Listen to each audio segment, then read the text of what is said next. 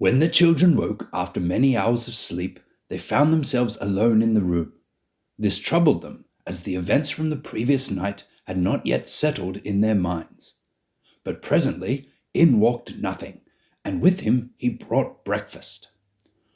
"Good morning, little idiots," he said with a grin, and then corrected himself. Sorry, not idiots. Smart children you are indeed. Although only idiots venture back into a mountain full of trolls. He looked at Timo and grinned again. I hope I have found a suitable breakfast. The fairies did not leave much. And with that he handed the children a platter of stale bread, cheese, cured meat, and some very ripe fruits. To the hungry children this was heaven, and they gobbled it up. "Where is Uncle?" they asked as they ate. He awoke early and has been helping the king recall the fairies, answered Nothing. There is much work to do now. Much healing has happened, but still a greater healing awaits. The fairies have been called. They are coming back to the mountains. "How did you reach them already?" asked Timo. "They must be miles away already." We sent mountain sparrows, replied Nothing. Big ones, and they were not so far away. They took with them their belongings. Their going was slow. "What will happen when they get back?" asked Jonathan. "They won't be happy." No, and they needn't be, said Nothing, who started packing up their empty breakfast plates. This healing may take time. After breakfast, Nothing led the children back to the king's throne room, and to their surprise it had been cleaned, or cleaned to the best of a troll's ability, and although it still smelt like troll, it smelled less of troll. There they met their uncle, who picked them both up, one on each shoulder. "Come, children," he said joyfully. "Something is about to happen that hasn't occurred in anyone's lifetime for 1,000 years." "What's happening?" asked the children with wonder. "The trolls and the fairies are meeting on the eastern meadows. It will be a day to remember."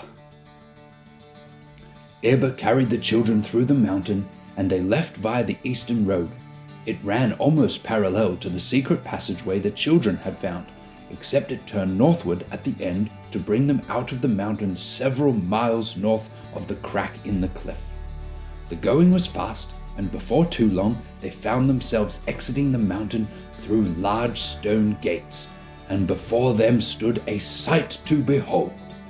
The meadows before the mountain were green and vast, covered in beautiful flowers and clover. There was gathered a vast horde of trolls, and the children thought they still looked rather frightening, except they were not positioned like a great army, but rather were sitting in smaller circles, many talking or singing, some preparing food over large fires. Eber led the children to the base of a large hill on the eastern edge of the gathering, where they stopped and sat. On top of the hill, the children could see the Troll King, and beside him stood Bold. They were talking and pointing out into the distance. Presently, Nothing strolled over to the hill and sat beside the children. "Chips?" he asked, and held out a large bag of something that was definitely not chips. No, thank you," said Timo, who did not want to lose his breakfast. After hours of patiently waiting, they heard from the east a distant blaring of horns. Then the king took from a chest a large horn made from the antler of a mountain stag. It was hollowed precisely, and each branch of the antler produced a different sounding note.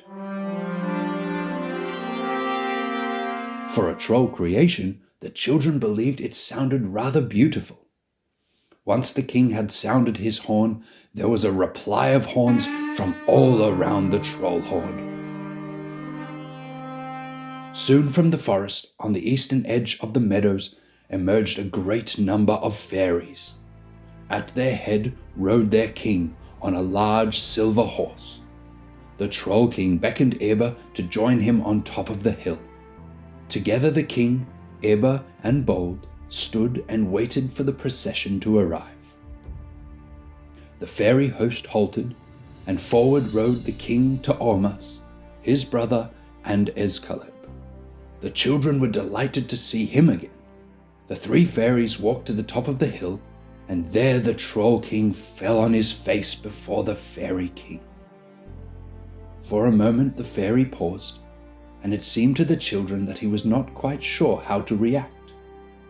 Then, kneeling down, he beckoned the Troll King to stand, and there in front of their two peoples, the two kings embraced. Never before in all the world had such cheers from the fairies and roars of delight from the trolls been heard. The Troll King then took out from a small chest his crown. The trolls went silent and looked on in wonder.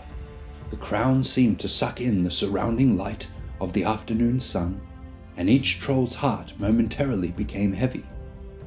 The king placed the crown on top of a small stone platform, and there the Fairy King handed him a large and beautifully crafted hammer. The Troll King raised the sledge high, and with a mighty blow, the crown was shattered. A shockwave blasted from the broken crown and passed over the crowd and into all the surrounding lands. Soon word was spread that the king's crown had been in fact the Doomstone, carved by the Troll Kings of old into a crown of their oppression. The trolls were free, and oh, did they roar! A table was carried to the top of the hill, and there the king sat and discussed many great things. Meanwhile, the fairies and the trolls slowly came together, and so began the celebrations that lasted long into the night. After many hours, Escaleb found the children and Eber and brought them food. The brothers had many questions. "Why do they still look like trolls?" asked Timo. "Now that the Doomstone has been destroyed, haven't they been fully healed?" Escaleb paused and smiled. The scars of the past remain, but their hearts have been healed. Many have even taken new names. He looked over to Nothing, who stood nearby. I hear now he is called Stew. What better name than his favorite food? They all laughed with joy. Escaleb looked over the large gathering of trolls and fairies. Never in my life did I think this possible. Never. He looked at the children with tears in his eyes. Children of men indeed. He embraced them and left, for the Fairy King was now standing before them. He looked at the brothers in wonder, having been told all about their adventures. There is nothing I can do or say to ever repay you, children of men, for what you have gifted the fairies today. Long have I waited in hope for the prophecies of old to be fulfilled. You have indeed brought peace to the fairies. Thank you, Jonathan, son of Arba, and thank you, Timo, son of Arba. There is no reward fitting for your deeds. However, I hope these may suffice as a thank you. He motioned to his aide, who came and brought with him a large chest. From it the king gave to Jonathan a great bow of the fairies, along with a beautiful quiver filled with arrows. Jonathan took the bow in amazement and thanked the king. No more taking bows from trolls. And please do not shoot at my brother again. The king winked, and Jonathan smiled bashfully. To Timo he gave a beautifully embroidered water skin filled with water from the mountain. He also gave him a horn made from a wallow steer, with gold and silver bracing.